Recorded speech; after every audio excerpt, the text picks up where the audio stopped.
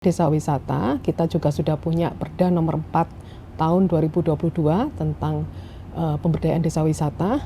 Ini adalah untuk bagaimana kemudian bisa memberikan peluang pada desa untuk mengembangkan potensi wisatanya, terutama yang punya mungkin alamnya bagus ya, apakah itu gunung, apakah itu pantai, apakah itu hutan, apapun. Tapi tentunya namanya desa wisata itu tidak serta-merta hanya terkait dengan keindahan alam, tapi juga di situ ada aspek kebudayaan, aspek edukasi, dan yang penting lagi adalah aspek untuk melindungi alam ya, sumber daya, konservasinya itu juga harus ada di situ. Kalau sampai sekarang misalnya kita bergantung pada sektor formal ya, ekonomi pertumbuhan pada sektor formal saja pasti kita akan jauh ya, pertumbuhannya pasti lambat, apalagi dengan kontraksi ekonomi global yang situasinya dalam 2-5 tahun ini masih seperti ini ya, sehingga tentunya kita harus menumbuhkan sektor-sektor informal, UMKM, dan salah satunya adalah sektor pariwisata. Ini menjadi andalan untuk bagaimana kita bisa meningkatkan pertumbuhan di Jawa Timur. Dan persoalan utamanya adalah infrastruktur. Karena kalau kita itu mau jalan berwisata, otomatis kalau jalannya buruk, itu pasti mikirnya 1000 kali menuju tempat yang ingin kita wisata. Meskipun alamnya sangat bagus yang sebagai tujuan, tapi juga infrastruktur itu juga sangat menentukan. Yang kedua tentunya adalah tata kelola. Jadi selama desa wisata itu, pengelolaannya itu dia memang berdasar pada pasar, artinya dia tahu pasar mau kemana, sehingga kemudian ada inovasi-inovasi, kemudian cara mereka mempromosikan ya, itu kemudian pasti akan banyak kunjungan dan kembali lagi wisatawan. Termasuk kemudian yang penting lagi adalah penyiapan masyarakatnya.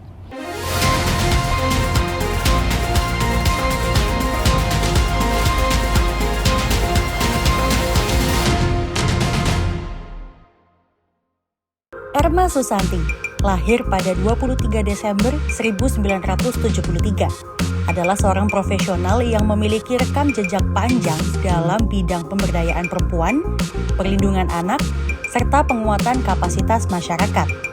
Lulus dari Fakultas Ekonomi Universitas Airlangga Surabaya pada tahun 2000. Ia mengawali kiprahnya dengan fokus pada isu sosial, pembangunan komunitas, dan advokasi kebijakan publik. Dalam perjalanan karirnya, Erma pernah menjabat sebagai anggota DPRD Jawa Timur periode 2019 hingga 2024. Selain itu, ia aktif sebagai konsultan lepas di bidang gender, terlibat dalam berbagai program nasional dan internasional. Pengalamannya mencakup peran sebagai gender spesialis untuk program Sanimas atau USRI yang didukung ADB di wilayah Indonesia Timur. Program manajer untuk partisipasi perempuan dalam politik dan advokasi di SAKPPD, bekerja sama dengan The Asia Foundation, serta konsultan untuk pendekatan sistem perlindungan anak bersama UNICEF. Erma juga berperan dalam sejumlah inisiatif pemberdayaan perempuan, termasuk sebagai program manajer pada program UNIFEM SAKPPD. Ia pernah menjadi konsultan dalam penyusunan revisi regulasi Kementerian Pemberdayaan Perempuan terkait standar operasional prosedur penanganan dan reintegrasi korban perdagangan orang melalui ACILS.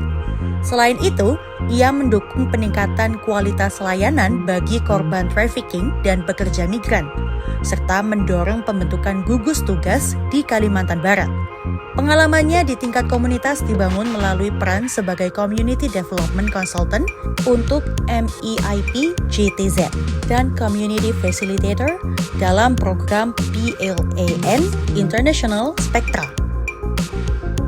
Di bidang organisasi politik dan sosial, Erma Susanti memegang beberapa posisi strategis di PDI Perjuangan Jawa Timur. Pada periode 2020 sampai 2025, ia menjabat sebagai Wakil Ketua Bidang Koperasi dan UMKM serta Kepala BPEK DPD PDI Perjuangan Jawa Timur. Sebelumnya, periode 2017 sampai 2019, ia dipercaya sebagai Wakil Ketua Bidang Pemberdayaan Perempuan dan Anak. Selain itu, ia aktif dalam berbagai organisasi seperti Kaukus Perempuan Politik Jawa Timur, Samitra Abaya KPPD Jawa Timur, dan Lembaga Perlindungan Anak Jawa Timur. Dengan pengalaman luas di sektor politik, sosial, dan pemberdayaan, Erma Susanti terus berkomitmen memberikan kontribusi nyata bagi peningkatan kualitas hidup perempuan, anak, dan masyarakat luas di Jawa Timur dan Indonesia.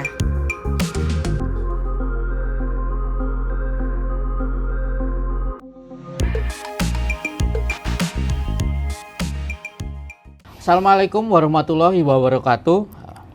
Berjumpa lagi dengan saya Adrianus Adi Nugroho. Hari ini teman-teman kita akan berbincang soal peran pemuda dalam pengembangan desa wisata.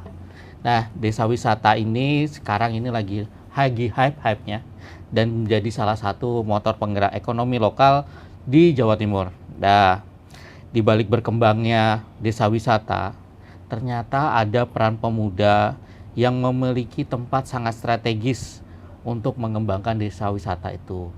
Ya, mulai dari kreativitas dalam mengelola potensi, mempromosikan, atau memanfaatkan kemampuan teknologi digital yang lain untuk mengembangkan desa wisata itu. Nah, karena itu teman-teman, rasanya kita perlu untuk menggali pandangan dan mungkin pengalaman dari para pemangku kebijakan termasuk DPRD Jawa Timur mengenai bagaimana pemuda dapat terus diberdayakan dan dilibatkan dalam pengembangan desa wisata agar manfaatnya bisa dirasakan oleh masyarakat desa.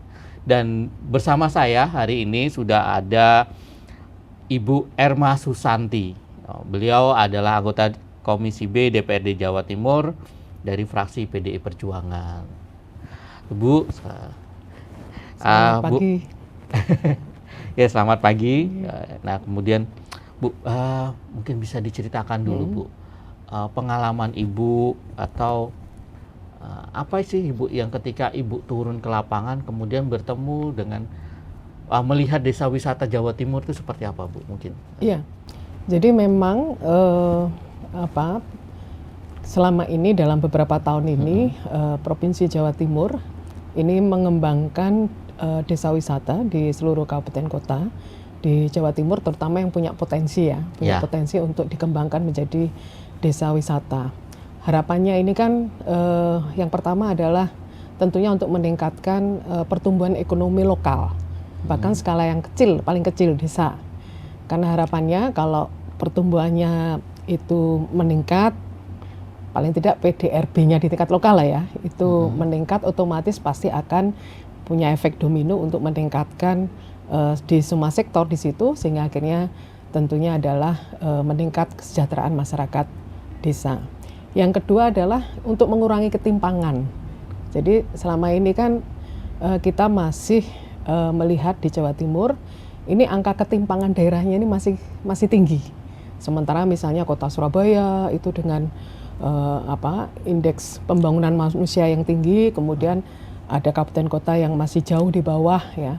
Yang ini tentunya adalah tantangan yang tentunya harus dilakukan oleh pemerintah provinsi untuk mencari alternatif untuk pengembangan ekonomi di tingkat lokal. Oleh karenanya desa wisata kita juga sudah punya Perda nomor 4 tahun 2022 tentang pemberdayaan desa wisata. Ini adalah untuk bagaimana kemudian bisa memberikan peluang pada desa untuk mengembangkan potensi wisatanya, terutama yang punya mungkin alamnya bagus ya, apakah itu gunung, apakah itu pantai, apakah itu hutan, apapun. Tapi tentunya namanya desa wisata itu tidak serta-merta hanya terkait dengan keindahan alam, tapi juga di situ ada aspek kebudayaan, aspek edukasi, dan yang penting lagi adalah aspek untuk melindungi alam ya, sumber daya, konservasinya itu juga harus ada di situ. Oleh karenanya tentunya kita ini juga harus melihat perkembangan, karena kalau sampai sekarang misalnya kita bergantung pada sektor formal ya, ekonomi pertumbuhan pada sektor formal saja pasti kita akan jauh ya, pertumbuhannya pasti lambat, apalagi dengan kontraksi ekonomi global yang situasinya dalam 2-5 tahun ini masih seperti ini ya. Sehingga tentunya kita harus menumbuhkan sektor-sektor informal, UMKM, dan salah satunya adalah sektor pariwisata. Ini menjadi andalan untuk bagaimana kita bisa meningkatkan pertumbuhan di Jawa Timur. Ya, Bu, dari pengalaman Ibu setahun ini, apa sih Bu kira-kira dukungan yang perlu untuk desa wisata itu apa Bu? Yang pertama tentunya adalah infrastruktur. Ya. Jadi saya tuh kebetulan di Dapil tuh sukanya ini apa? Jelaskan dulu Bu. Ibu di Dapil mana nih? Dapil saya itu Dapil 7 provinsi, meliputi Kabupaten Tulungagung dan Kota Kabupaten Blitar. Ya. Di sana itu ada pantai, ada gunung gitu ya. Jadi saya tuh suka jalan-jalan ya. Jadi kenapa tetap di politik di DPRD ini salah satu kenapa saya tahan di situ itu karena ya kerjaannya jalan-jalan.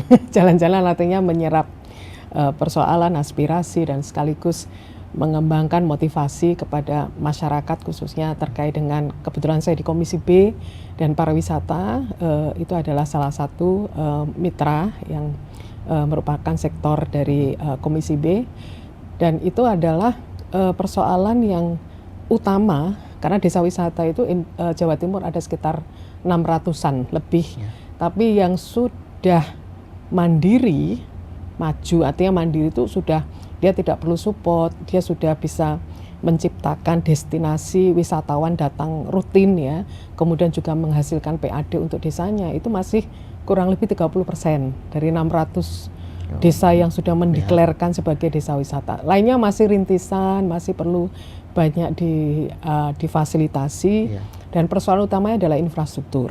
Karena kalau kita itu mau jalan berwisata, otomatis kalau jalannya buruk itu pasti mikirnya 1000 kali menuju tempat yang ingin kita wisata. Meskipun alamnya sangat bagus yang sebagai tujuan, tapi juga infrastruktur itu juga sangat menentukan.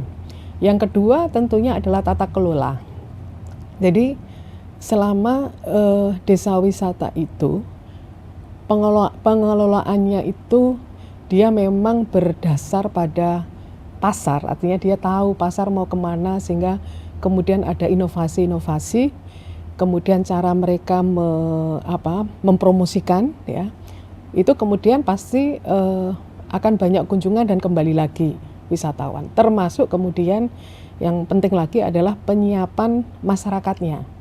Jadi kalau kita bandingkan lah misalnya Bali ya, atau Banyuwangi lah, itu masyarakatnya itu memang sudah menjadi masyarakat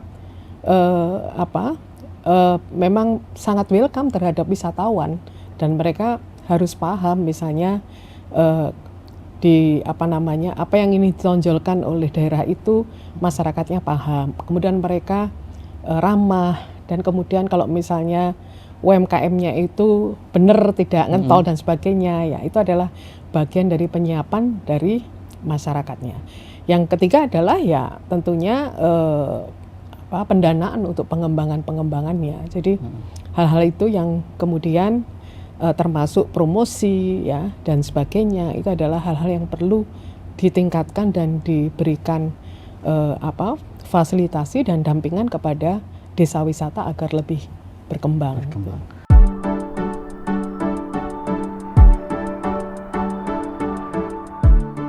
Anggota fraksi PDI Perjuangan DPRD Jawa Timur, Erma Susanti, bekerja sama dengan Dinas Pariwisata Jawa Timur menggelar kegiatan pelatihan sosialisasi dan penguatan desa wisata di Pantai Pudak, Desa Ngadipuro, Kecamatan Wonotirto, Kabupaten Blitar, Selasa 26 Agustus 2025. Tujuan pelatihan ini adalah untuk meningkatkan kapasitas sumber daya manusia atau SDM bagi para penggerak desa wisata, khususnya di kawasan pesisir selatan Blitar, sekaligus sebagai upaya memperkuat sektor pariwisata berbasis desa sebagai jawaban atas tantangan ekonomi global yang kian berat. Selain menghadirkan pemateri dari unsur pemerintah, panitia juga mendatangkan narasumber berpengalaman seperti akademisi Universitas Kristen Petra, Dr. Daniel Rohi, serta penggiat pariwisata Galih T.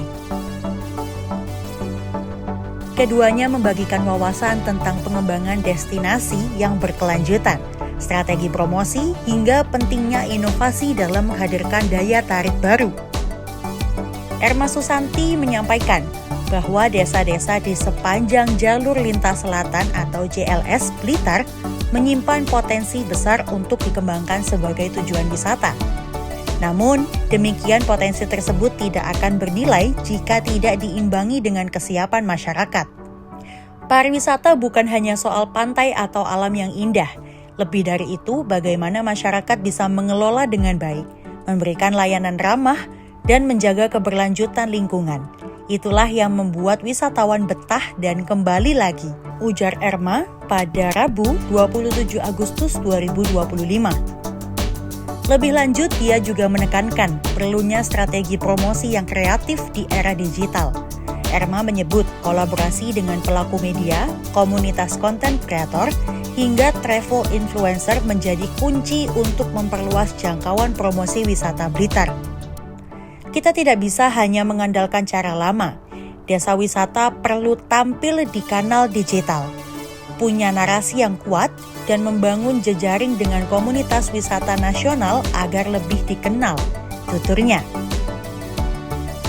Wakil Ketua DPD PDI Perjuangan Provinsi Jatim ini menyebut penguatan desa wisata bukan sekedar program pelatihan, melainkan investasi jangka panjang bagi kesejahteraan masyarakat desa.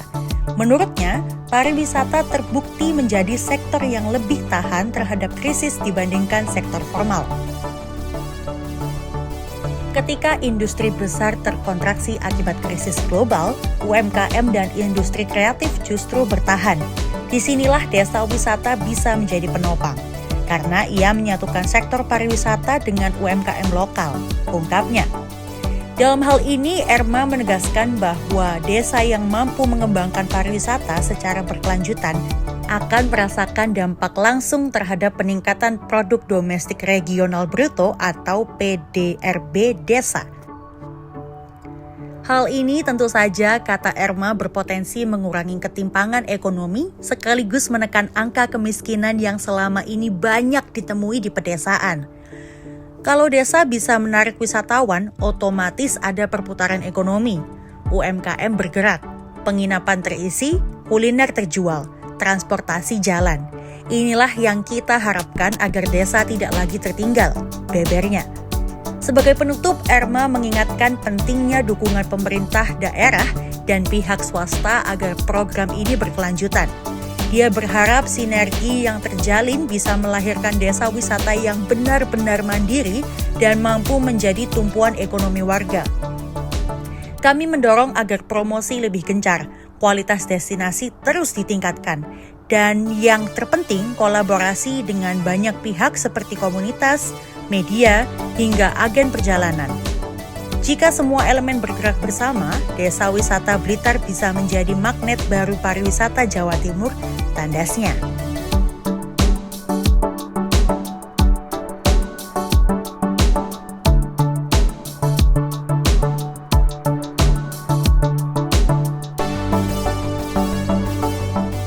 Kita punya potensi, meskipun tantangannya banyak, karena tentunya kalau mau menjadi destinasi yang luar biasa, itu aksesnya juga harus bagus.